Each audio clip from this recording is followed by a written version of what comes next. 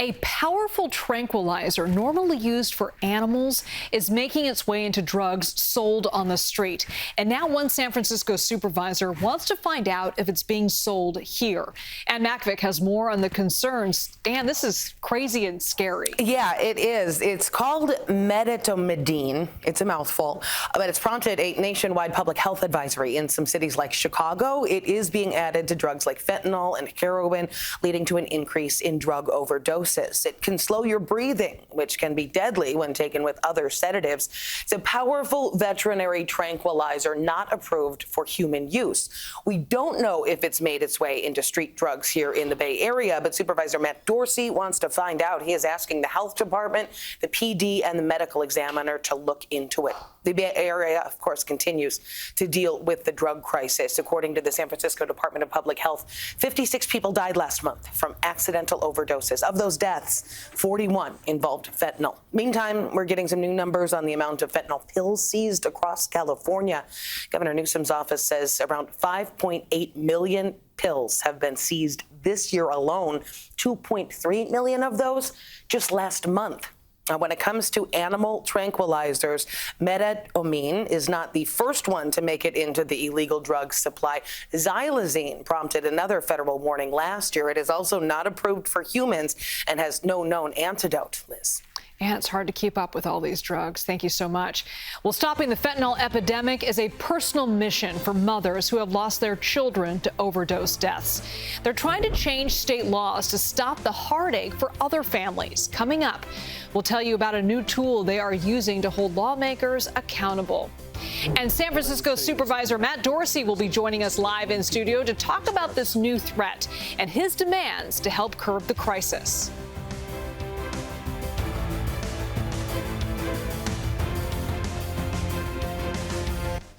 Today we're talking about a sedative for dogs that's been found in fentanyl. It's called Medetomidine, and federal officials say it's linked to a spike in overdoses in cities like Philadelphia, Pittsburgh, and Chicago. It's just the latest challenge in the fight against fentanyl, and the battle isn't just on the streets. 4 grieving mothers are trying to change state laws after they lost their children when they took prescriptions laced with fentanyl. California investigative correspondent Julie Watts shows us how they're using a new tool designed to help everyday Californians hold lawmakers accountable. Political insiders and lawmakers know how things work inside these walls, but now you can find out too. And that power at your fingertips could change the way things work here at the state capitol. I cried all 3 times I told that story yesterday. I mean, maybe not. They formed a sort of sisterhood. He was set to go to the fire academy. No one would ever choose to join. 3 weeks before he died at that desk, I was with him at that desk finalizing his applications for the UCs.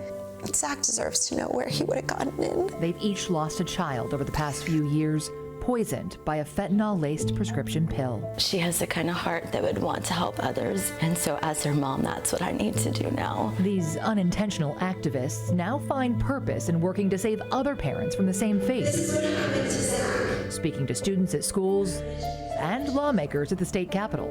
But the more they learn about state government, This legislative process can be kind of overwhelming to navigate and mystifying, the more secretive it seems. but this really gives you this roadmap. Enter Digital Democracy, a new website and AI search tool from the nonpartisan nonprofit newsroom Cal Matters. The website is connected to a database run by Cal Poly that includes every bill introduced, every vote cast, every word spoken by every lawmaker, lobbyist, and advocate, created to help everyday people like you and these moms find out what's really happening inside these walls. I'm intrigued and I'm also appalled by what I've learned. For instance, a simple search for Laura Didier's name reveals every hearing she's been to. There are no words. Including this one. I was shocked. Look closely. Here in white is the powerful Senate Public Safety Chair, Bay Area Senator Aisha Wahab. Madam Chair, thank you for your time. My name is Laura Didier. You can see her reflection here as Laura chokes back tears. Killed him in his bedroom. And here, moments later, Senator Wahab gets up and walks out while Laura describes the most painful moment of her life. The expressions behind her speak volumes. I just thought, if my son doesn't deserve 2 minutes of your time, when you were elected to be here. Speakers are only allowed 2 minutes. Certainly when a grieving mother has 40 seconds left to speak, maybe that's not the best time to make your exit. I mean, how callous. That is not what we're expecting or what we want from our lawmakers. Senator Wahhab's staff would not tell us why she walked out, but it's what Digital Democracy revealed about Alexandra's law that has these moms even more concerned. A lot of supporters. Lawmakers didn't even bother to vote. The law, named after a Southern California college student who was poisoned by a fentanyl-laced prescription pill, would require judges to warn people convicted of fentanyl-related crimes that if they sell fentanyl again and if someone dies, they could be charged with murder. I'm standing here on behalf of all the brown and black moms. Jeff. And Zach. Cameron. Merrick. Alexandra. More than 100 people testified at this Senate Public Safety hearing, most in support of the bill. In fact, 22 bipartisan senators signed on as co-authors, meaning it already had enough votes to pass on the Senate floor. But first, it had to pass the Public Safety Committee. Beyond frustrating. Where the same senators I'm insulted. simply didn't vote. No one should have that kind of power. So the popular bill died. It's not appropriate to not go on record. Without anyone voting against the bill on the record. We're doing our job by voting. That is what they signed up for, to represent us. Is that the way government's supposed to work? Do I think that's the way? No, of course not. Southern California Senator Tom Umberg was the primary author of Alexandra's law. So I can understand why the parents felt so aggrieved and some so angry. He explains there are many reasons lawmakers may decline to vote.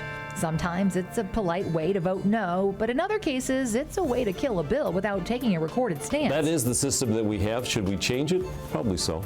Both Assembly and Senate leadership declined to comment for this story. Digital Democracy reveals Alexandra's law was one of at least 15 bills that died last year because lawmakers chose not to vote. And by making it easier to see things like that, I think they're going to be worried.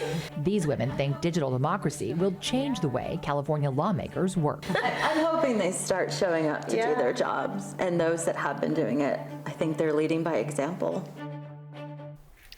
Right now, I am joined by San Francisco Supervisor Matt Dorsey. You are calling for an investigation to see if the drug Medetomidine has made its way into San Francisco. Thanks so much for being here with us. Thank you, Liz, for having me on. So the drug crisis in this city, it feels like it's just a runaway train. Yeah. How do you stop a drug like this from making it onto our streets? Well, I would say, for the first time in several years, we are starting to see just the beginning of signs of progress. Over the last 3 months, we've had a couple of months of the number of drug overdoses that are fatal going down. But it seems like, every time there's progress, you hear of something new and more dangerous and more deadly. And last week, there was an organization that monitors the drug supply nationwide. They issued a public health alert that there is a new drug. It is an animal tranquilizer called Medetomidine that is now in the drug supply in several cities, and it's responsible for driving overdose spikes in Chicago, Pittsburgh, and Philadelphia, including Toronto and Vancouver in Canada. So this is something that is a concern for me as a lawmaker in San Francisco. It's a concern for me also as somebody who has my own history in recovery from drug addiction. This is personal to me in a way that many things in politics have not been personal in years past. So I wanted to make sure, as a member of the Board of Supervisors, that I'm asking the right questions of city departments. And that those questions are we monitoring for Medetomidine? And if we're not, what do you need from City Hall to make sure that we're doing this and doing it well? So I've asked the Office of the Chief Medical Examiner, the Department of Public Health, and the Police Department to explore what we're doing or what we're not doing and report back. So what does that mean? Does that mean boots on the ground, going around and undercover officers? Does that mean being in hospitals and testing people who are coming in for overdoses? What does that really look like? Well, largely it's the unsung heroes who are the scientists, the toxicologists. We have a team of them who work at the Office of the Chief Medical Examiner. Everybody who passes away in San Francisco is subject to a toxicology assessment, and that's how we monitor what people are dying of in terms of the drug overdose fatalities. We should be making sure that we're going as deep as we can to find out what kinds of things are in the supply of drugs that is lethal. Right now, 4 out of 5 of the fatalities from drug overdose deaths in San Francisco are attributable to one drug, and that's fentanyl. The problem is now we're seeing adulterants like xylazine last year, and now we're seeing medetomidine this year potentially. We don't know if it's in San Francisco, but we know it's elsewhere. Yeah. And it's complicating things because what it does is it drives heart rates down. Normally a heart rate is between 60 and 100 beats per minute. If somebody is, finds themselves taking a drug that has medetomidine in it, their heart rate can drop to 20. In Philadelphia, just in a span of a few days, there were 160 people hospitalized because of medetomidine. Wow. You know, you've been very open about your view of that harm reduction strategies as well as law enforcement strategies can work in reducing the drug crisis here in San Francisco.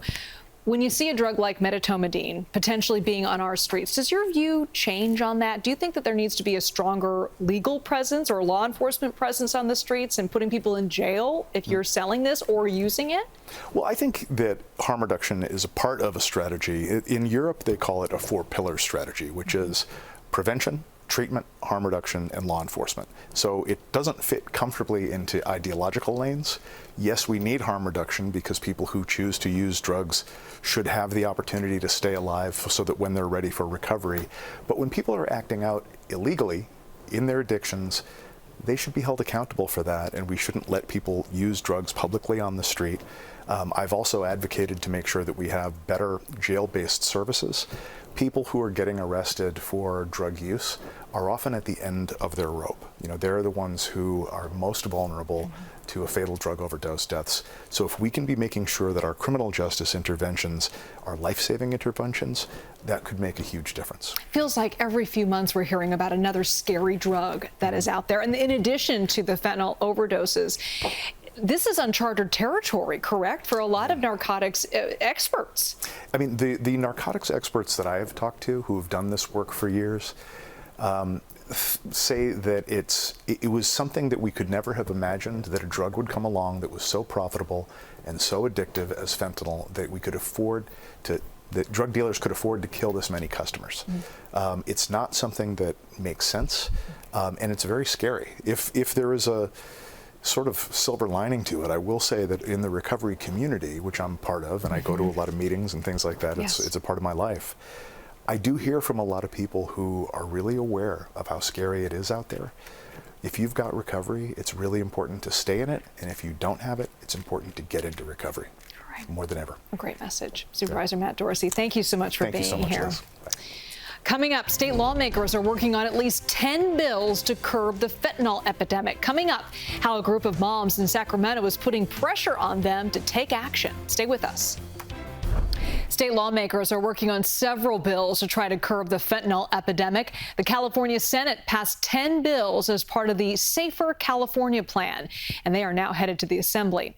And some of their proposals include making xylazine, also known as tranq, a Schedule III controlled substance, creating a statewide standard to make sure treatment courts use the best practices, and requiring the Department of Public Health to create guidelines to protect and prevent fentanyl-related deaths among young children. And while lawmakers consider those laws, a group of moms want them to see the faces of the epidemic. Each person on this billboard died from a fentanyl poisoning. There's a billboard right there. Hunter Soward spoke with the moms behind this billboard. Cheers for change.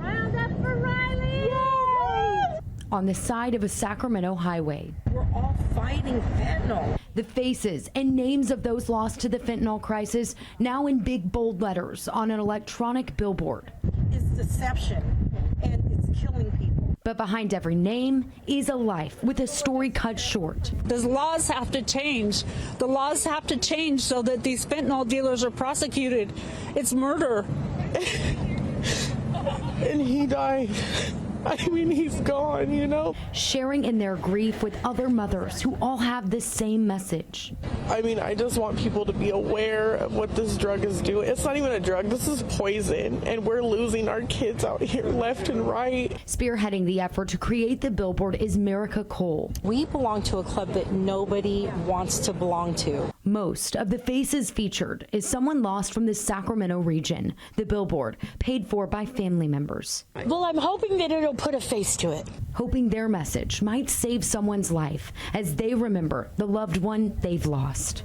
Because it's not just a number. They're not just numbers, they're faces. They're human beings. Well, this billboard went up in March and was placed along Interstate 5 near the Sacramento airport. And we'll be right back.